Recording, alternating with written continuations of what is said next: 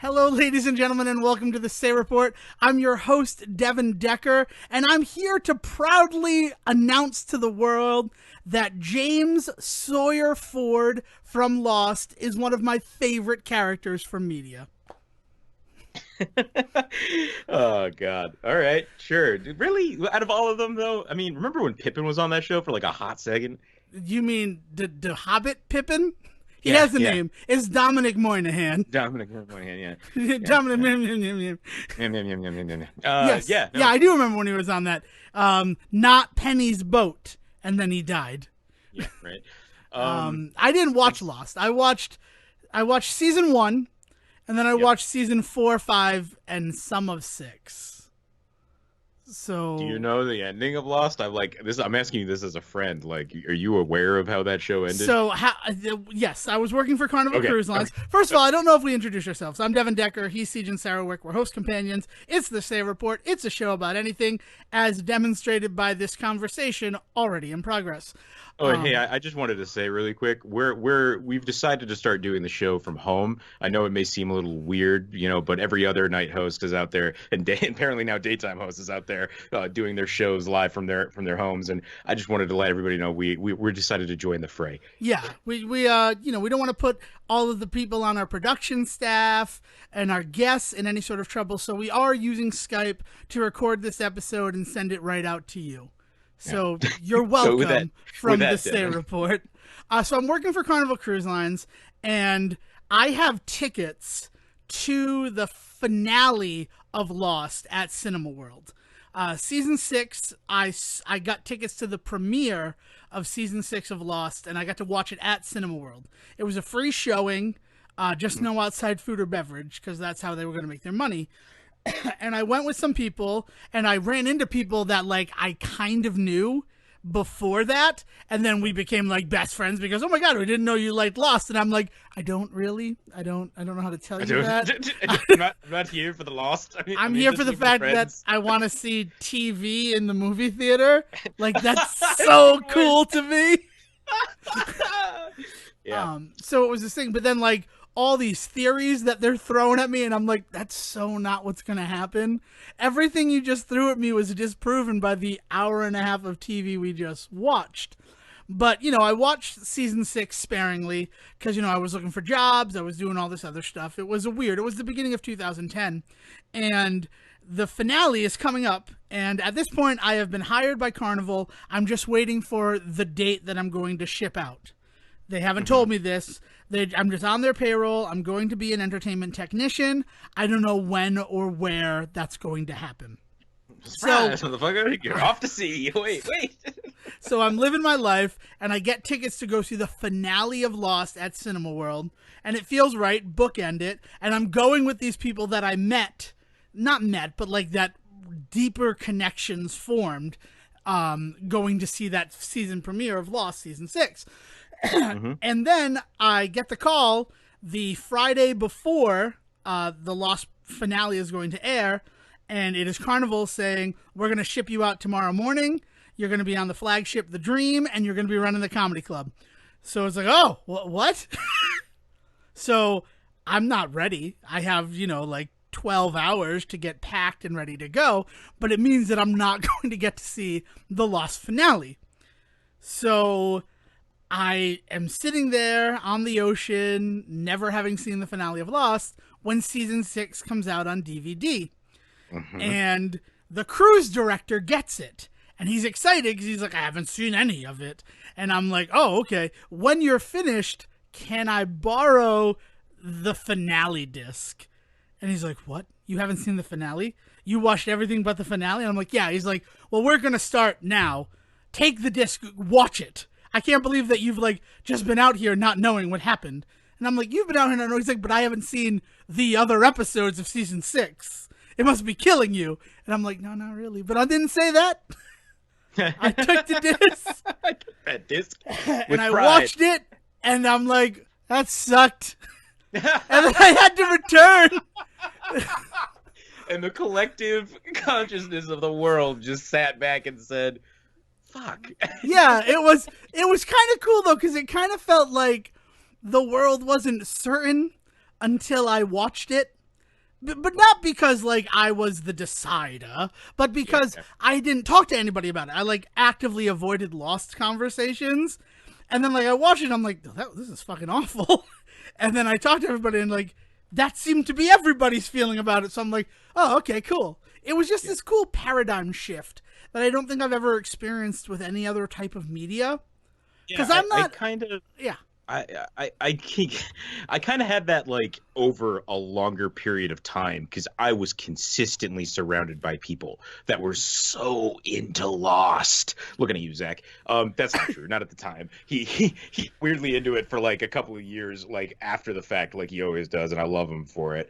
But like I kind of had that exact same reaction, just in slow motion with a lot of what I was dealing with. And I remember like when the first season came out and that premiere and stuff, and it was around the same time when Heroes was still really big, right? Am I misremembering that?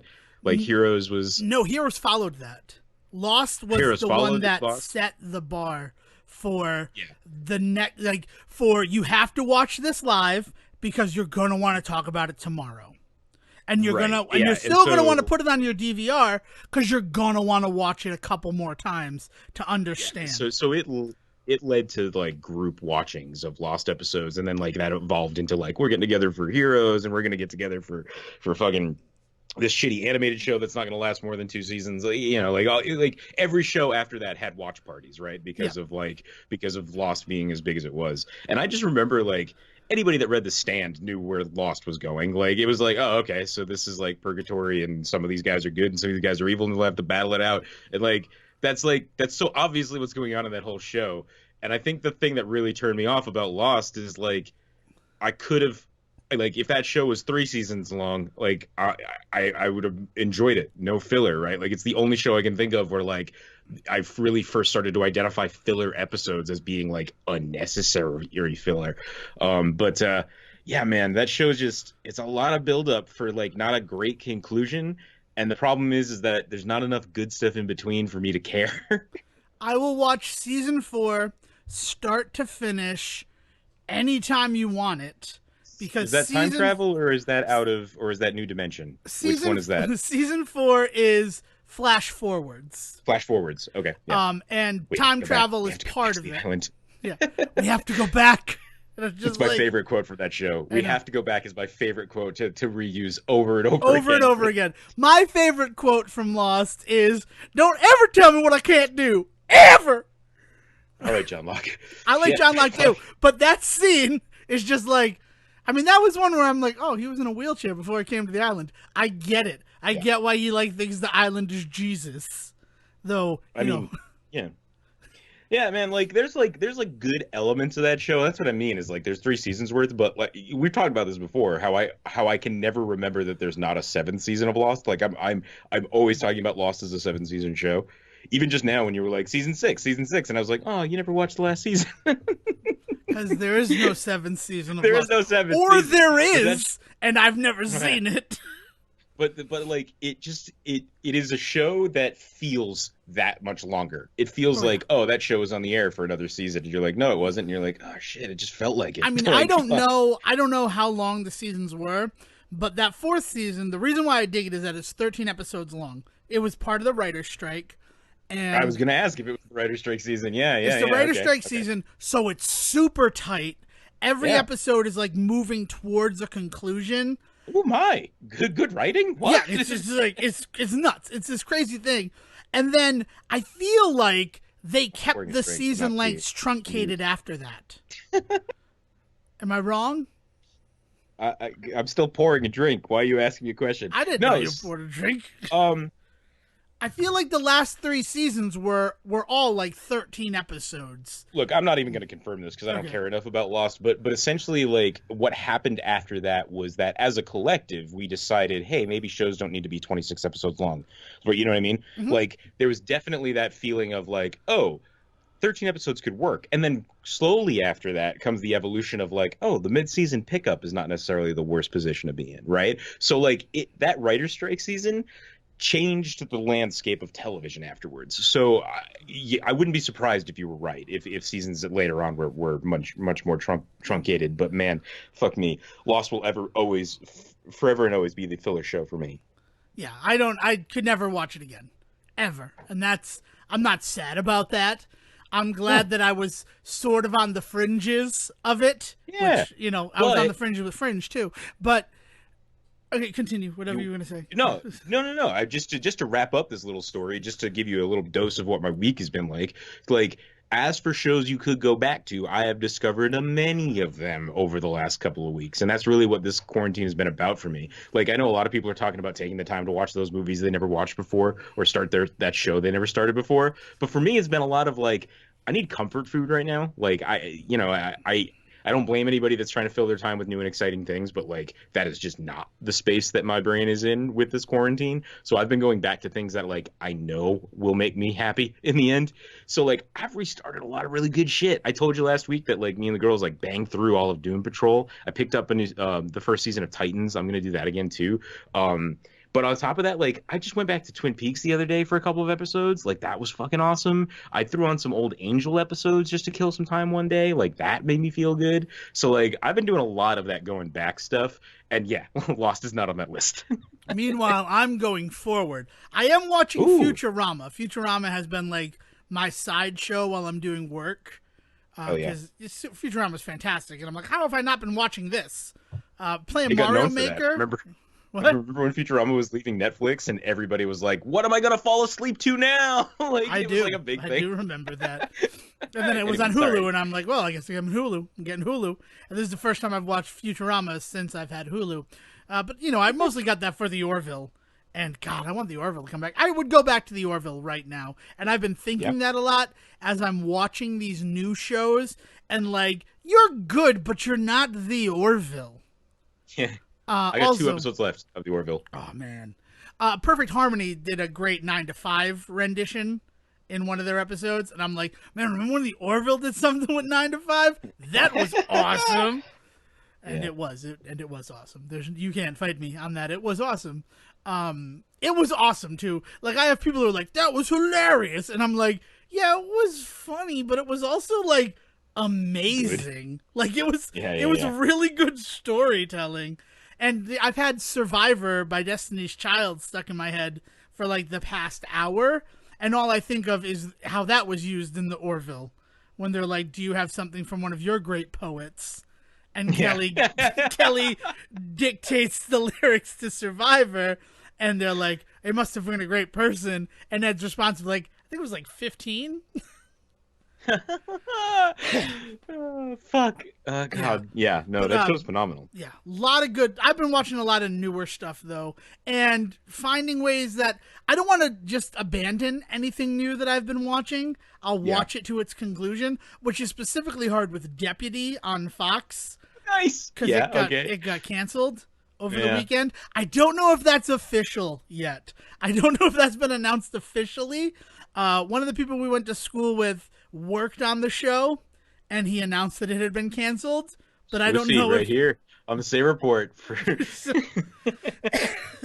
Like I said that to my father. He's like, "Oh, it's been canceled yet," and I'm like, "Oh, damn, maybe I shouldn't share this information." And then here I am on my podcast sharing that information. But it's a shame because the first episode of Deputy is fucking fire. If you have the opportunity to watch that first episode of Deputy, it's awesome. And then it hasn't recaptured that fire for me. Ouch. Well, probably not for many people. If you're little if my inside Hollywood. Yeah. Inside Hollywood is what we call it. It's like the inside baseball for Hollywood. I don't know what I am. Is that why they call that show Inside Hollywood? I'm taking a drink of water, and hopefully it will calm me down. Man. But yeah, so I've been All Rise. I had to like do some mental gymnastics and turn it into Night Court. I kind of liked All Rise, the episode and a half that I watched. So I just watched I'm gonna say 12th episode. I feel like that's right. The first episode of 2020 All Rise. For All Rise. They're gonna have 20 total. I don't know if it's getting picked up or anything like that. I'd be surprised if it got a second season.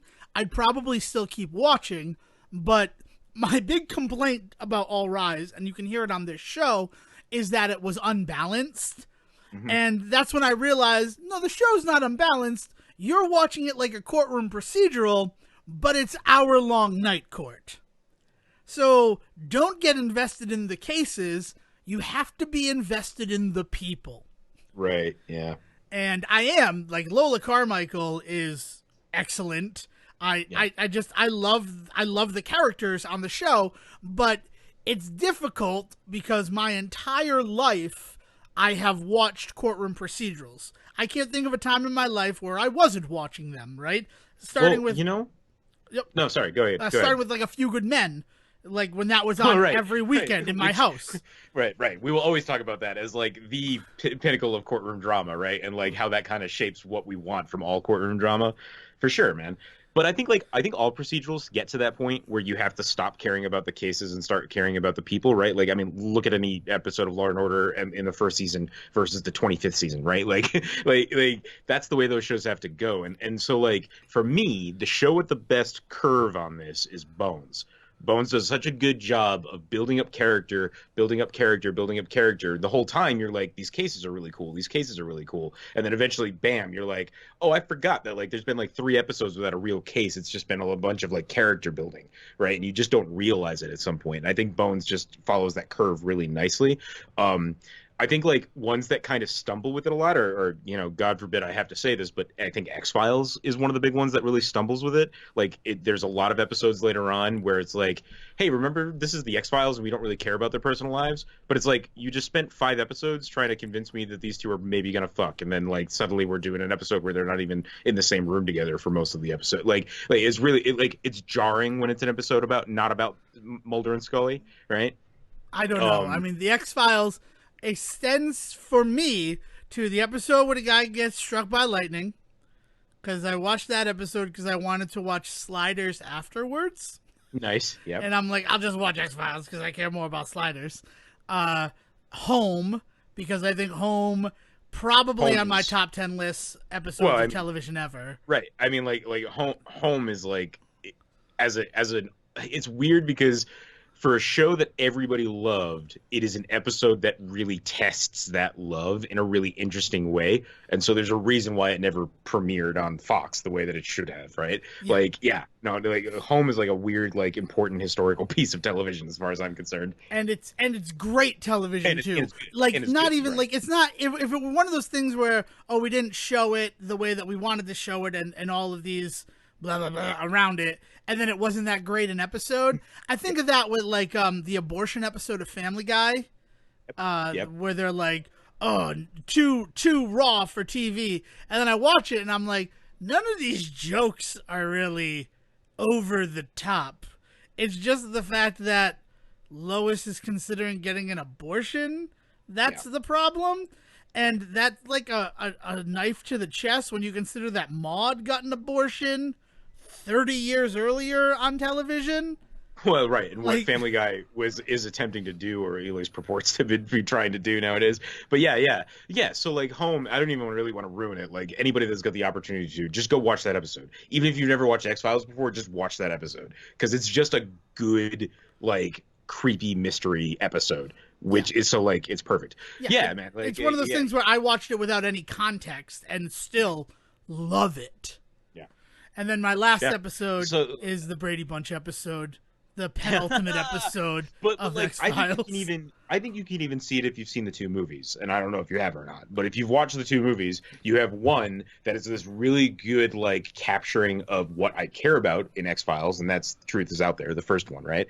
And then the second one I like, but it's also very much that quintessential X-Files episode that just ignores everything else about them. Like, there's some weird stuff about them possibly being separated, but also maybe together, but that's like 20 minutes out of an hour and 40-minute movie, right? The rest of it is fucking Billy Connolly as like this like pedophile priest who's haunted by actual demons. It's really weird. Like, it's a really the second X-Files movie I love because of how bizarre it is, because it perfectly encapsulates in 2 movies my entire feelings about that whole show, right? Like, yeah, but I think every procedural has to hit that point where you have to care more about the characters, right? So, like, them trying to hit that stride in 1 season, probably a little breakneck. Yeah, you're not wrong. But ever since I've said I'm gonna watch this like it's Night Court, I've been enjoying the show a lot more.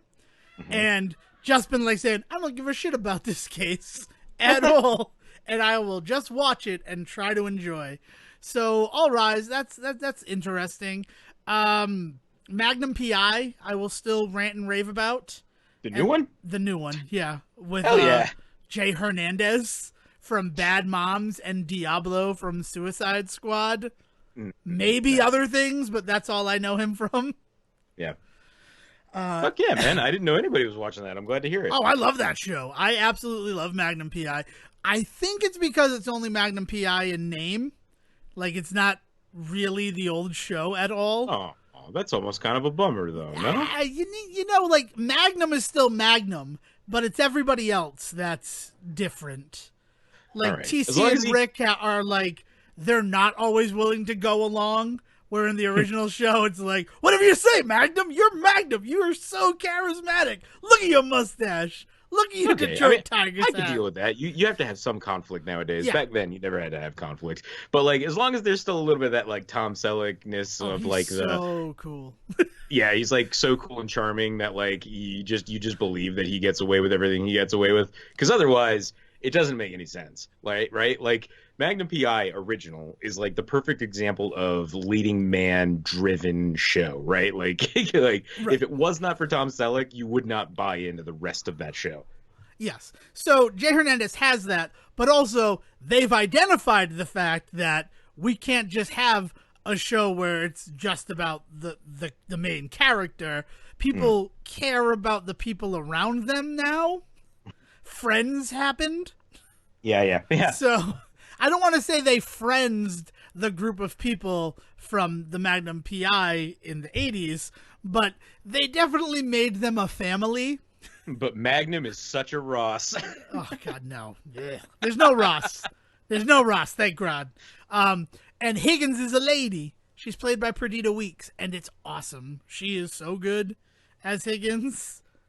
Yeah. So it was good. So Magnum PI, which brings me to a show that premiered a week ago. I bet you don't know anything about this show, and that's going to make me sad. It's going to make you a little sad, too, when I tell you. Did you know that Christian Kane is doing a new show? No, I am sad. Did you know that Dean Devlin created it? I mean, that doesn't surprise you. No, I didn't know it, but if you said Christian Kane's doing a new show, my next question is, how is Dean Devlin involved? Because he loves that motherfucker. Christian Kane is like, he's like golden boy now. Yeah. It's called Almost Paradise. It's basically Magnum PI, but in the Philippines. Okay. He plays a former DEA agent who retired to the Philippines to like just run a gift shop. And then in the first episode, which is the only one that airs, he ends up stepping ass backwards into a police drug sting.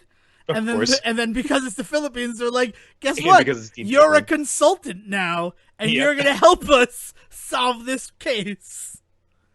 And it was so good. Not just because it's Christian Kane either. Like, I would, it's WGN America. Like, so it's not even like one of the big ones.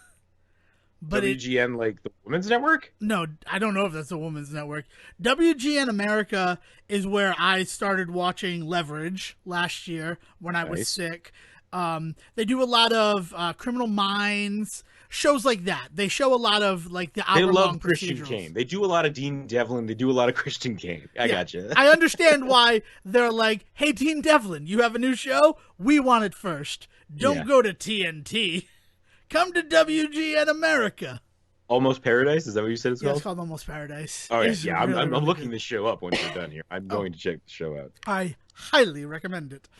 So, yeah, that's... Oh, and speaking of the mid-season show, CBS currently the king of the fucking ball game in terms of all these other shows that were trying to do 22-episode seasons and are currently, their production is, like, halted because of what's going on in the world. And CBS is like, we already had 2 shows with 13 full episodes ready to go. Man with a Plan came back and had a terrible vasectomy episode. Nice. I hate the vasectomy episode of television. I'm going to just say that. Because it always boils down to one of 2 reasons. why the guy doesn't want to get the vasectomy. Mm-hmm. Do you care to venture a guess as to what those two reasons are? It'll make him less of a man. Mm-hmm. Is always one of them. And is the other one like he won't have an heir? Like, what is the other one? I'm curious. The other one is I'm afraid of a scalpel at my downstairs area. Oh, I guess I don't hear. I hear that one that one is as a an lot excuse less used in the other one. right, but it's always it's one that I've seen used on its own like at least 2 times. Where they're like, no, I'm fine with the vasectomy. I don't think it's going to make me less of a man. I'm just nervous about a surgeon being down there. And I'm like, yeah, it's usually one of those. And it turns out Man with a Plan went with a 1-2 punch. For most of the episode, he talked about the fact that he's just nervous about a surgeon down there. And then about halfway through, I'll feel like less of a man. And I'm like, you guys of course, right. wanted your cake and to fuck it too. I don't know why you did that at all. Yeah. Like, it doesn't seem like he's not a manly man character. Like Tim Allen on Last Man Standing, Mike Baxter, I could see him with the whole argument of I'll be less of a man if I get, neutered. And that's exactly what he would say. That's his whole understanding of his being, right? Is yes. Like his manhood. Right, yeah. Right. No, Man with a Plan, it's just the fact that his wife wanted to go back to work, and he's like, yeah, I can run the house. And then that went right away. The Mr. Mom of that show went right away. But yeah, but it wasn't never I never really thought that he questioned his manhood or defined himself by it. So it was a really awful episode of Man with a Plan. And then Broke premiered, and I don't know what to think about Broke at all. Do you know anything about Broke? No, but let me guess from the name of it. I'm not saying that he has anything to actually do with it, but it feels like it's something very heavily inspired by Jerry Bruckheimer. Is everything kind of in sepia tone? I feel like everything's in sepia tone. No, nothing's in sepia tone, but I would get it. I'd get it if it was. Okay. All right. And are people grimy in the show? Like on normal shows, people clearly take showers twice a day, but on like these gritty shows, everybody always looks like they just have this layer of sweat and dirt on them. These people should have that. It would go a long way to me understanding it. Okay. I think that might be one of my issues is that I'm supposedly, first of all, it's a half-hour comedy. So it's not okay. It's not the drama you seem to have painted it as. It's Paulie Perrette's return to CBS after her time away from being Abby Shudo on NCIS. She is a single mother raising the boy who plays Nicolás on Brooklyn Nine-Nine. Nice. And her sister and her sister's husband, he has a rich father who cut them off. So they need to move in with Paulie Perrette because they have nowhere else to go. Okay. All right. So yeah, it's interesting, but Paulie Perrette's oh, this house is so terrible. I'm like, this is a beautiful house that you live in. You have a gorgeous bathtub. It's messy in the first scene, but that's part of the problem with squalor on TV sitcoms in general is people are supposed to be broke and poor, but they live in these lavish apartments that would cost millions of dollars a year. It's a house. It's not an apartment. It's a house in Reseda. But looking at any show that takes place in New York, any sitcom that takes place in New York, and they're always oh, we're broke. The only show that's ever done that well is Two Broke Girls, I think, and that's because it's such a core concept of that show that they couldn't get away with it being anything worse than that. Yeah, and even then, their apartment, I've seen cheap-ass apartments in New York. Yeah. I've been in them. They still had a pretty nice apartment for being two broke girls. I think it's the paint job. I think that it's a nice apartment, but it's clearly grimy, right? Whereas, you look at something in, How I Met Your Mother, it's supposed to be oh, we live in this 2-room apartment in New York, and where we really want to move up in the world. And I'm like, fucking why? You have this gorgeous fireplace. You have roof entrance. You have this amazing sized kitchen that you can cook Thanksgiving dinner in. What are you doing? Yeah, that episode where they're fighting for who's gonna keep the apartment and How I Met Your Mother, yeah, is just disappointing to me because it's honest. I don't know. It's I get it. It's a beautiful apartment, but just the end of it where no, neither of us wants to stay here forever. And it's like, why not? Yeah. It's New York. I'm sorry. What was your plan? When like not this apartment. What I mean, like if you found a penthouse, maybe. But yeah, I no, understand that you're an architect, but you don't get to build a building and then live in it. but you're also like you're above a good bar. You're clearly very close to a lot of things downtown because you're always doing things. Like Yeah, it's a hard one. Speaking of which, and this is gonna be the coda tie-off to this follow-up to the golden age of consuming media from last week. I rewatched the finale of How I Met Your Mother because, as it turns out, I'm the only Decker who saw it. So it was on, and I'm like, "This is the finale of How I Met Your Mother," and everyone else is like, "We never saw this," and I'm like, "Oh, great." That means we're watching it, doesn't it? Well, I guess this is our life for the next 22 minutes. All right. Yeah, and that has not aged well at all. It wasn't good when it came out. I can't imagine it's gotten better. Right? Like, it's this beautiful thing about, like, him saying goodbye to the mom, and then, like, cut to, so can I ask out Aunt Robin? And it's like, man, Christina Milioti, you deserved better than being the mother on How I Met Your Mother. Shit. Whew. Yeah, so that's it for TV. Sorry for 2 heavy weeks of TV. But there's something I want to talk about. Yeah. What do you think that is, Sujin? I'm guessing it rhymes with President Weasel. It does rhyme with President Weasel, kinda. President Weevil would have been better. President Weevil, but that felt too on the nose. Yes, I'd like to talk about President Weevil 3. President Weevil Tree was the greatest president of the Philippines. Yes. In fact, he greenlit Almost Paradise whenever they wanted to make it.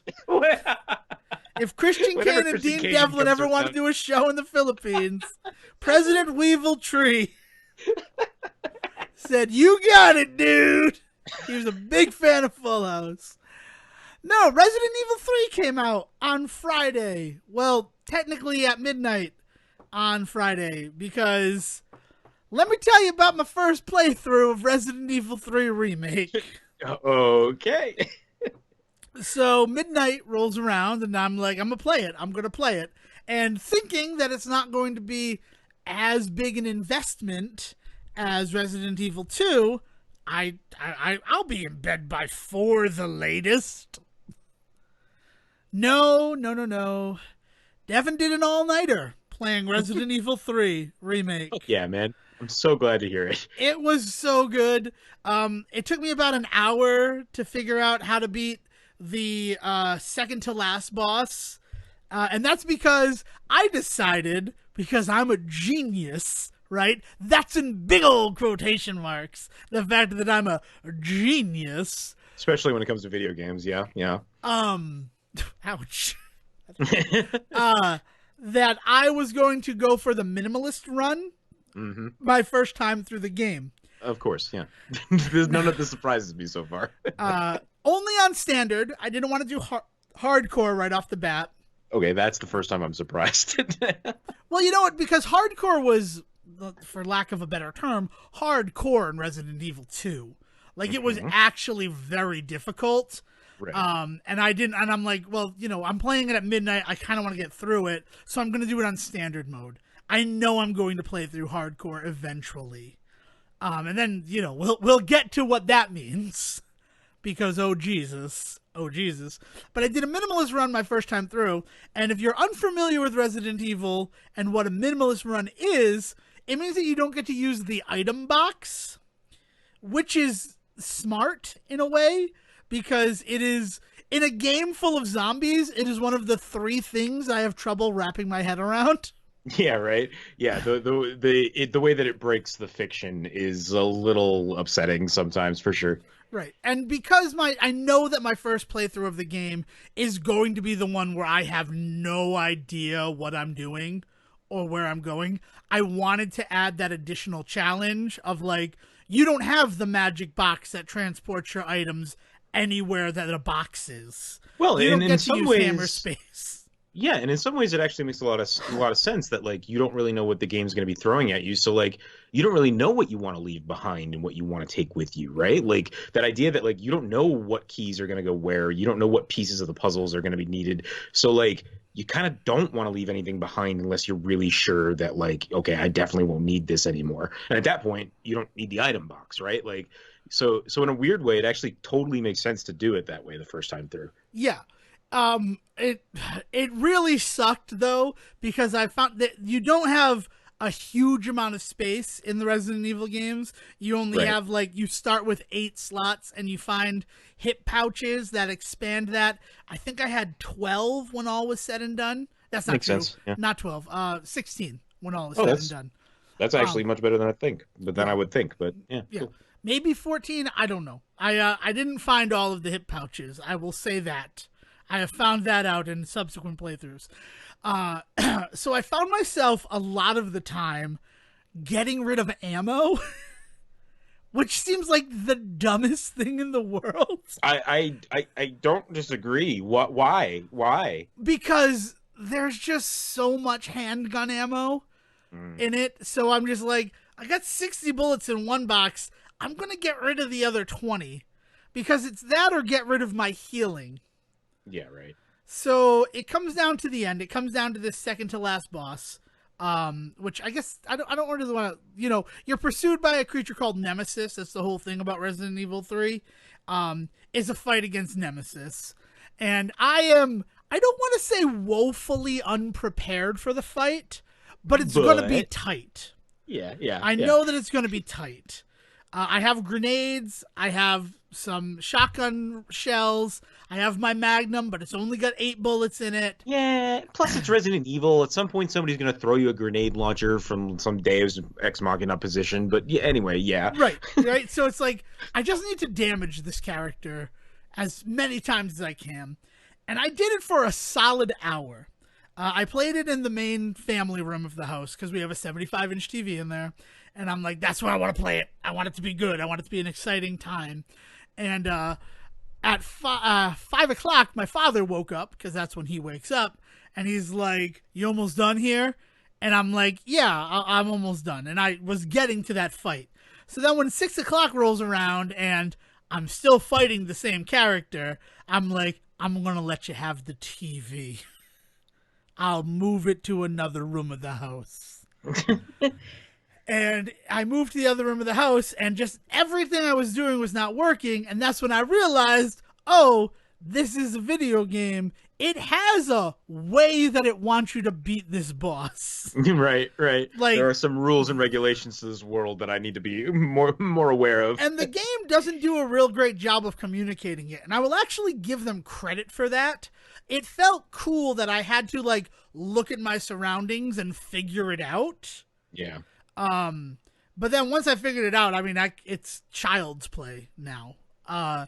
And then the final boss I beat on my second try. And the only reason I didn't beat it on my first try is because if you try to just fight through the boss the way that you do in other Resident Evil games, I'm going to ignore what you told me to do and I'm just going to try to hurt this thing. No. Instant kill. And I give them all the credit in the world for that. That if you're just like, no, I'm just gonna beat this thing. No. You're gonna do what we want you to do. You're gonna like it. Nice. Nice. So yeah. So you've played the original Resident Evil 3. Yep. I can't imagine you've played the new one yet. No, I have not. Yeah. So what do you know of the story? Can you tell me the story as you remember it from Resident Evil 3 Nemesis in 99? I can't tell you too much of the wrap up. All I know of what happens later on. But I know the beginning really well because I've played the beginning 1,000 times. But I mean, essentially, like, you know, you're Jill Valentine. You're trying to leave from Raccoon City, trying to get the fuck out of Dodge before things go south. But unfortunately, you're not fast enough. You run into Brad Vickers. It's the most memorable part for me is like Brad being like, "We have to get out of here, Jill. We're being chased by this thing," and then like 2 scenes later, he's dead. I don't know, like from there it really kind of becomes really fuzzy for me. Like the whole thing is Jill trying to get the hell out of Raccoon City, but I don't quite remember why she doesn't just go. Okay. All I know is that she gets infected. That's a huge part of this of three. Is that and that's important later on. Is that she's infected at this time, and this is when all of the like Jill going crazy stuff happens later on. Yes. That makes sense. So how big a part, I'm asking you this, not knowing that you might not know the answer, does Carlos? does Carlos play? Carlos is actually a relatively big character in the Resident Evil series, and it's actually one of those things that people get really pissed that he's not come back more often. But he's a pretty big part of Jill's story in this one, and is a fan favorite. He comes back in the movies in some interesting ways and things like that are really cool. And I think he shows up in some of the revelations or whatever the fuck they call them when they did those like mini chapter stuff, but not nearly enough for most people. So Okay. he's a big part, but he's not like they they seem to be playing him up as if he's almost like the Chris of this story, where he's kind of like her like moonlighting-esque like partner, where like she's constantly running into him. Is that true? Yeah, do you play as Carlos in the original? That's my big You do. question. Okay. Yeah, you do for like one scene when Jill is like injured and you're trying to help her, but other than that, you don't really do much else with him. Okay. Playing as him, I mean. Yeah. So that's the thing that I mean Jill is a badass. I will just say that. So he's not her protector. Moonlighting is the best like thing to that where she's fully capable. It's just occasionally the two of them run together, but I would not believe that they have any sort of romantic attachment to each other at all. He Okay. just kind of comes across as a playboy. Yeah, and that's more like I said, like later on, like build up really Of kind of course, yeah. builds that relationship between the two of them. So I don't doubt that that's true to the original game.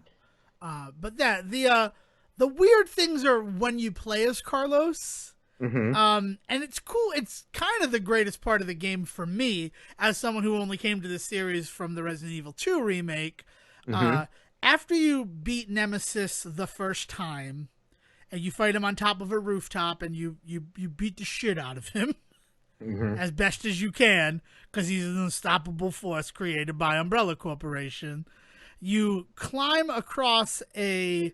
I just did this funny thing with my fingers. You climb across the ladder of a fire truck, and you're in the part of Resident Evil 2 when you get out of the parking garage. So you Hmm. see Gun Store Kendo. You can actually go down to the parking garage of the police station. And it's cool because, like, oh, I was here before. And a lot of people are complaining about that being lazy, them reusing the assets there. I don't get that at all. That's the story of Resident Evil 3, guys. Like that is like the story of Resident Evil 3 is they were like, fuck, we got to make this game quick, and so let's reuse a bunch of assets from 2 that like, oh my god, oh my Yeah. god. And then after you get through that, after you complete all of that stuff, you get on the subway train and you're on your way out of Raccoon City. And then Carlos is left behind to retrieve Nathaniel Bard, who is the person responsible for the N virus, or he's building a vaccine for the T virus. That's what he's doing. Right. And you play as Carlos, and you literally go through the police station like 24 hours before Leon and Claire get there. Nice. And it is so cool because a lot of the shit that's going on when you get there in Resident Evil 2 is because of what Carlos did. Like the reason why the showers are exploded is because he set off C4 because the way to the STARS office was blocked. Right. So he's like, I'll just blow up the wall. See, that stuff is, I think, somebody out there is going to correct me if I'm wrong about this, but I think that's the stuff that's a little newer. Like it's the nuances are a lot newer. Like I think it's very heavily hinted in the original Resident Evil 3 that like stuff that you're doing is what causes things in Leon's story in 2. Especially like Nemesis breaking through walls and stuff like that. And so like it's hinted at, but it was never beautifully married in that way that like we kind of demand from our stories now because the video games are just better now. And so I think that sort of stuff is like you played as Carlos, but that was not the kind of shit you did as Carlos. Yeah. So that's what I wanted to confirm, because that's the other thing where people are like, I can't believe they just dropped you into Resident Evil 2 in the middle of this. Like, they didn't do anything new or different. And it's like, shut up. What are you talking about? Like, it's cool because specifically it takes place prior to the events of Resident Evil 2, and then something happens to Jill, and then it wraps up after the events of Resident Evil 2. Anybody that is saying that does not know the history of Resident Evil and did not this game is not like those moments in this game were just simply not meant for you. like if you didn't A, think it was cool off the bat, or B, think, oh, this is what happened in the original, then this was not for you. This part was not meant to bring you joy, so just deal with it and move on. Like, yeah, I mean, because that's like, I always knew that because I was reading the game magazines, and I knew that the reason why Resident Evil 3 was able to come out so quickly after Resident Evil 2 was because they basically just took the existing game and borrowed heavily from it. And it's even more fucky than that, because they had like a Resident Evil 2, but then that version got canned, and so they had to put out Resident Evil 2. So what they did is they dipped into what they were making for Resident Evil 3 to kind of shuffle out Resident Evil 2, and then everybody was like, but then that doesn't make Resident Evil 3 very different. And so they tooled a bunch of stuff. It's like the history of early Resident Evil games is fucking bizarre. The last 5 years, 6 years of Resident Evil history are like smooth sailing, perfect like video game storytelling compared to what happened in the first like 15 years of Resident Evil history. Well, like one of the big things was Capcom saying we're not going to release Resident Evil on the system, Resident Evil 2 on PlayStation, unless you let us release Mega Man X4. That's one that I know of. Because PlayStation's like, we don't want 2D games on our system. And Capcom's like, oh, but do you want Resident Evil 2 on your system?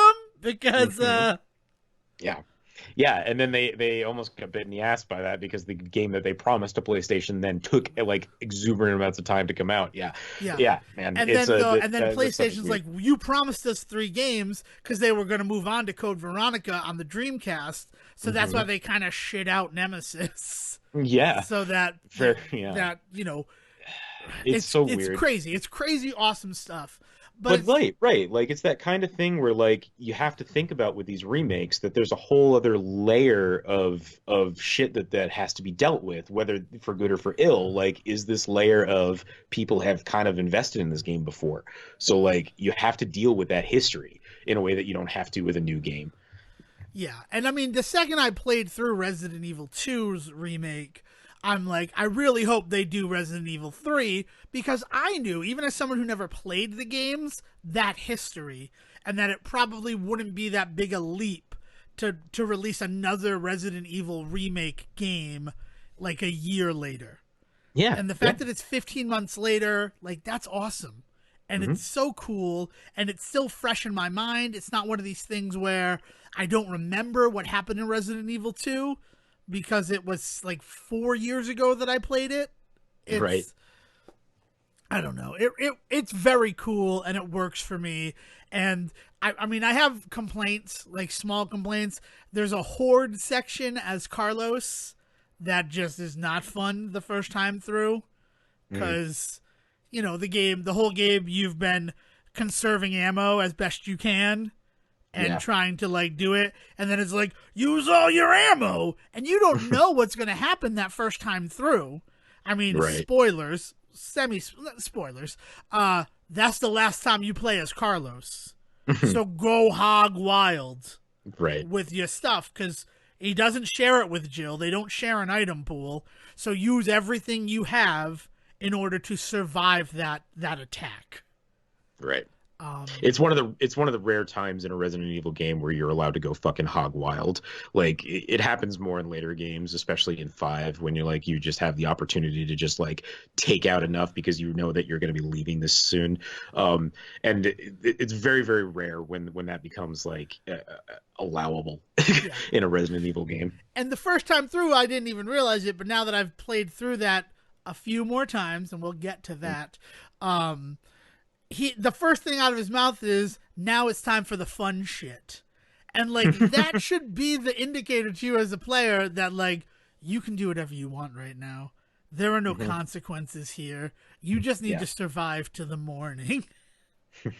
and the morning is not what you're surviving to, so it's not a huge spoiler. I like the story enough. They added a little like post-credit scene that is nothing. Like, it's not Nick Fury coming to Jill Valentine offering her a spot in the Avengers because Natasha sacrificed herself for the Soul Stone. That's not what happens. That'd be fucking cool if it did, though, right? Now I'm sad. I'm sad that I built that.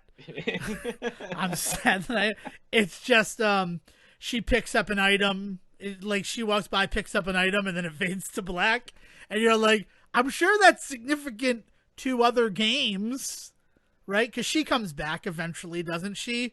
With blonde hair, and maybe she's all crazy. I don't remember. Is it Resident Evil 6 that she comes back in? Resident Evil 5, she comes back in the end in a important way. Because it's the first time you're playing as Chris again in the whole series, and so it's important to his story when he meets Jill again. All right, that makes sense. I get that. Yeah, no, I had a good time with it. That being said, and I had a good time with it, I'm going to tell you what I did yesterday. And what I did yesterday was beat the game 3 times. Okay. In an 8-hour period, I beat the game 3 times. Nice. And that's because you get points. It's not like Resident Evil 2 Remake where clearing on an S rank gets you an infinite item. All of the records, which were existent in Resident Evil 2 Remake, they're tied to like a monetary value that you get for a bonuses shop. Mm-hmm. And then you spend that money to get the fun items. And it's only 62,400 points to get an infinite rocket launcher. Nice. So I finished my first game because I did it minimalist and all that. I had about 30,000 points. Oh, and shit, then, man. Yeah, it felt pretty good. I'm not going to lie. But that horde section that I just spoke about, there are little records for killing a certain number of zombies, which would then go on to the absurd with the Dead Rising series. Nice. And so if you kill 2,000 zombies, you get like 40,000 points. So I bought that rocket launcher, and then I played through the game 3 more times. And the reason why I played through the game 3 more times is I wanted to do hardcore mode. So I did hardcore mode with an infinite rocket launcher. It's not as scary when you have an infinite rocket launcher. And it turns out that unlocks nightmare mode. So if you're playing Resident Evil 3 for the first time, Resident Evil 3 Remake for the first time, and you've played Resident Evil 2 Remake, maybe start on hardcore mode, because it's more in line with standard mode from Resident Evil 2. The standard says mode, the guy who went through it with an infinite rocket launcher. No. I'm saying, like, straight up, the standard mode felt a little bit easy. Does that make sense to you? Yeah, for sure. Okay, like, the assisted mode is truly assisted this time. You're given extra item slots. You're given a assault rifle right from the beginning. Like, it's much more an easy mode than the easy mode that was in Resident Evil 2 Remake. Okay. So standard sort of becomes that assisted easy mode. And then, just as it goes, right? Mm-hmm.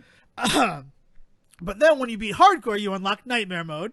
And I went through nightmare mode, and I decided I was going to try to only use one healing item, because there is a moment in the game where you have to use a healing item.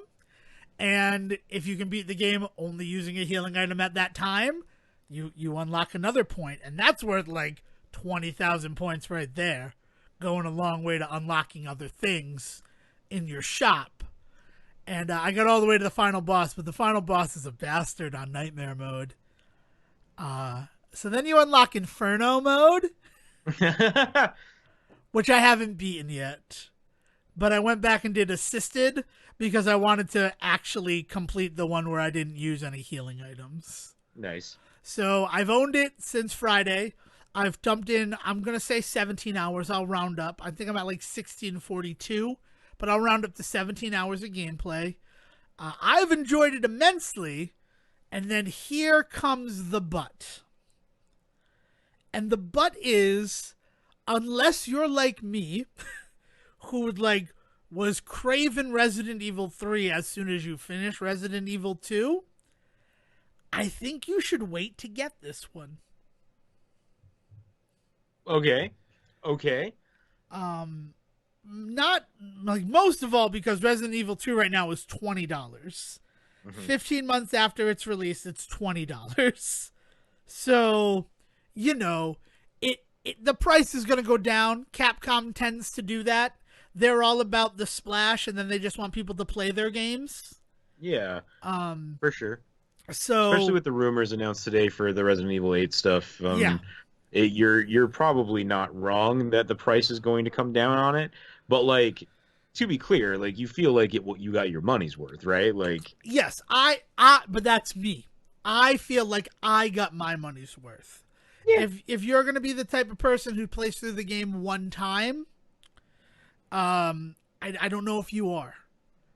It's not the same sort of you do a Leon story, then you do a Claire story, and then each of those unlocks another run through of the game. Right. There's only the one story that you go through. Conservatively, like 8 hours. 5, 6 is what people are saying, but there are people who like know the game from before. My first playthrough took me about 7, I'll be honest with you. And again, I had added an extra challenge to that. Yeah. And I don't know. Yeah, I know that they eliminated a lot of the extra endings. In fact, all of the extra endings, right? There's really just one ending to the game now. Yes. It's not one of those ones where multiple Yeah. playthroughs will tell you more. It really... Because of all the shared assets with Resident Evil 2 and all of the complaints that are coming from it, it's hard not to look at it as kind of an expansion to that game. Yeah. And while I'm perfectly happy having spent my $60 on it, I want to make sure that people know that. Like I'm gonna play it again probably after we record. I want to finish Inferno mode. I want to beat everything that the game has. That being said, I don't know if it's real hard for me to say that it's worth it at $60. Yeah, I will say that like Capcom has been trying to figure out how to bring Resident Evil into the modern shooter universe. And I think the best thing to show what they've kind of always been kind of aiming for the last 10 years is Doom. I think what Doom has done, especially in the last 2 games, is really what like Capcom had always kind of wanted Resident Evil to do, to be kind of that kind of game where you kind of just run through, kill dead things and have fun. And you do it multiple times. You do it for points, you do it for unlocks, you do it for this weird video gamey mechanic of just like the pleasure of being good at this thing and continuing to go through it, right? And I think that they found that like the old clunky slow version of Resident Evil that you got in 1 and 2 and Nemesis back in the 90s, like that wasn't going to fly anymore. And that's why they came out with like 5 and 6 in the way that they did. 5 has the really weird episodic feel to it where you kind of duck into a place for like an hour and a half as Chris, just blow the shit at everybody, and then you're out. And then you can re-up your ammo, you can buy better weapons, you can do all this other shit, and then you're back in, and then you're out, right? Like, I think that's what they were trying to do there, and they fall on their face because like you don't get the replayability out of 5. This story is really dumb, all this other stuff, right? And then 6, they thought, well, okay, let's lean back on some of our older tropes, but not all the way back, and you get this weird like mesh of like Resident Evil 4 and Resident Evil 5, and it just doesn't work at all, right? And so I think they struck gold with 2 because you did have those guys that like, yeah, it took 20 hours to play through and they were done, but you had a lot of people that then would go back through. I mean, you're a perfect example of this, right? Like, I can do this better, I can do this different, and I can do this better, and I can do it in this way, and I can do it in that way. And then like, you know, it became part of the streaming world for it for a while, was like, look at all these different ways that people are playing Resident Evil 2. And so like I feel like what they did with 3 is they really, really leaned into that concept on the marketing side of like, how can we make this a game that people can just keep going back into time and time again, try and do this, try and do that, and like stream it. And, you know, a lot of people are only going to play it for a month, and that's a shame, but like other people are going to be playing it for a while. I think that's the case, is I think you're going to end up with a lot more people like you than you think. And that's what I hope. But I don't know. I guess I'm looking for like, people have been asking me what I think about it. And I found myself having to take that step back and be like, you play Link to the Past almost daily because you think that you can get better at it every time. Mm-hmm. Other people aren't like that. Yeah. And I find this triggering the same pleasure centers of my brain as doing that with Link to the Past does. Yeah, As man, I applaud you for recognizing that in yourself, but like at the same time, you shouldn't be ashamed to then recommend it. Just say that. Just say like, as a guy that does this, like I really enjoyed it, yeah, and let people make their own decisions because like I I think that there's a lot of people that are hesitant to talk about how much they like Resident Evil 3 right now. It's really weird. Like you're not the first person to talk to me about like, man, I really loved it, but I don't know if I could recommend it to anybody. And I don't know. Like I know I myself have even said that about things like movies and TV shows and stuff, and I have to re-examine that because like I don't think I should have, right? Like if you're enjoying it as much as you clearly have been, man, like you sing it from the rooftops because this game it's gonna need it. Like I think there's a lot of people that are really kind of down on it, like you mentioned, because it's too much like Resident Evil 2, which makes no sense to me because, like, of course it is. Like, this... I played that demo, and the second I walked into the donut shop, I'm like, I don't care that there's going to be Resident Evil 2 parts of this game because this is awesome. This is so cool. And, like, this whole other area, like, being outside and... Yeah. Well, and I think the important thing to point at is the rumors that came out, I think just today for Resident Evil 8, where they're saying that Resident Evil 8, they want everybody to know, is going to be a completely first-person experience. It's going to be much more like Resident Evil 7 was, and like that kind of exploration, and it's not going to be about killing things so much as it is going to be about like discovery and stealth and all that sort of shit, right? And there'll be moments where you can go hog wild with a fucking shotgun, but like it's not going to be the whole game, unlike 2 and 3, which the remakes of 2 and 3, where I think they've really leaned into that idea where they want to bulk you up. You mentioned that you get more ammo and you get an assault rifle right off the bat at the lower levels and stuff, right? Because I think they want people to feel powerful in these ones, as opposed to 7 and 8, where they really want you to feel helpless, right? And I just think that's the concept. Like, I think that's the idea, is they want you to be this badass in this world that requires a badass. I mean, it's what I want them to do with Zelda at Nintendo. I want them to be able to do the Breath of the Wild big games, and then I want them to do the Link's Awakening stuff. I want this to have like set a trend so that we're going to get Breath of the Wild 2 sometime. Like, it feels like in the next year and a half, maybe 2 years. I mean, I wouldn't be surprised if it was this Christmas, but yeah. Right. But I'm tempering my expectations. That's true. For Breath Nowadays, of the Wild 2. Especially in light of, the major stoppage that happened in all industry that we're still dealing with. Right. And then I want them to release another Link's Awakening style game, whether it be Oracle of Ages and Oracle of Seasons, or another game just using that engine and a completely new Zelda experience that is more, you go to the dungeon, you get the item helps you in that dungeon. Because Resident Evil doing these two and then saying, but we still want to do games like Resident Evil 7, I know that I'm not a fan of Resident Evil 7, but if they're going to satiate what I like about these games every couple years, they have me for life. Right. They got me when Code Veronica comes out. And I gotta tell you, I've never played any of the Dino Crisis games, but if they remake the Dino Crisis games in the RE engine, I'm gonna be there day one. Yeah, right. Because it just feels so good to play. And sorry, and you're right, I should just like it, but I don't want to mislead people. I want to make sure that everybody know, a person that I'm saying play Resident Evil 3 remake right now, I want them to understand that you're hearing that from a person who's already beaten it 4 times and will probably beat it 40 more times. Like, I don't want to mislead you if you're going to just play it once. And the other thing that I haven't even touched is that you do get Resident Evil Resistance with it.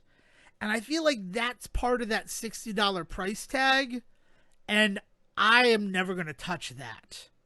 I'm not a fan of the asymmetrical multiplayer game. I am a fan of it as a surveyor. Like I enjoy it in passing. I have no desire to ever be a part of it, but yeah. It's just, I don't know. If it was just everybody versus the game, maybe I could get involved. But the fact that there's only one mastermind, like I don't know, it just bums me out because I want to do that. Plus, it's full of loot boxes, and I'm not a fan of that. But hey, that's Well, me. I'm just me doing my thing. So I feel like I got a lot of my Resident Evil 3 stuff off my chest. I feel like I'm going to platinum it very shortly. yeah. And I'm going to be happy when I do, but I'm still going to keep playing it. So anything else that you'd like to add before we send this one off to the archive of the Library of Congress? No, not really. I mean, I ducked into Kingdom Hearts 3 finally, so I'll have some thoughts and some prayers on that. I, I, I, I don't even know how to talk about it right now, so I won't. But yeah, so just keep an eye out for that. You used an interesting word there, duck. In case you missed it over the weekend, DuckTales Season 3 has premiered. Did you get a chance to watch either of the episodes? No, Okay, we have not gotten a chance to do any fun watching it all the last couple of days, and I'm very disappointed. That's why I didn't bring it up until just now. It's so good. That's Excellent. what I'm going to say. You let me know when you've seen any of the episodes, specifically Season 2, Episode 2 of Season 3. It's Sejan's episode. You know, like sometimes you think that episode is made just for you because, you know, we're taught to be egocentric and that we're all the hero of our own stories. Yeah. Season 3, Episode 2 is for Sejan Sarawik. Yes. So love to hear that. When you see that, buddy, you let me know and we will talk about it on this show. Nice. So until next time, if you'd like to talk to me about Resident Evil or other games that are that sort of repeat experience, I'd love to hear about it. You can find me on Twitter at Devon D. Decker. And if you care to explain to me what the chess match at the beginning of Kingdom Hearts 3 has to do with anything, you can find me at Siege vs. the World. I can tell you what that means, but really, they tell you at the end of the game. So don't quit Kingdom Hearts 3, Siege. Keep playing, even though it's crazy. It's fucking crazy. All right. So with all that said, Will, please escort us home. Thank you for listening to the Say Report with your host Devon Decker and Stephen Serwick. Please follow the guys on Twitter and Facebook by searching for The Say Report, and you can always subscribe on your podcast channel so this is delivered straight to you and you can enjoy it every week. With apologies to your mother, we'll see you next time.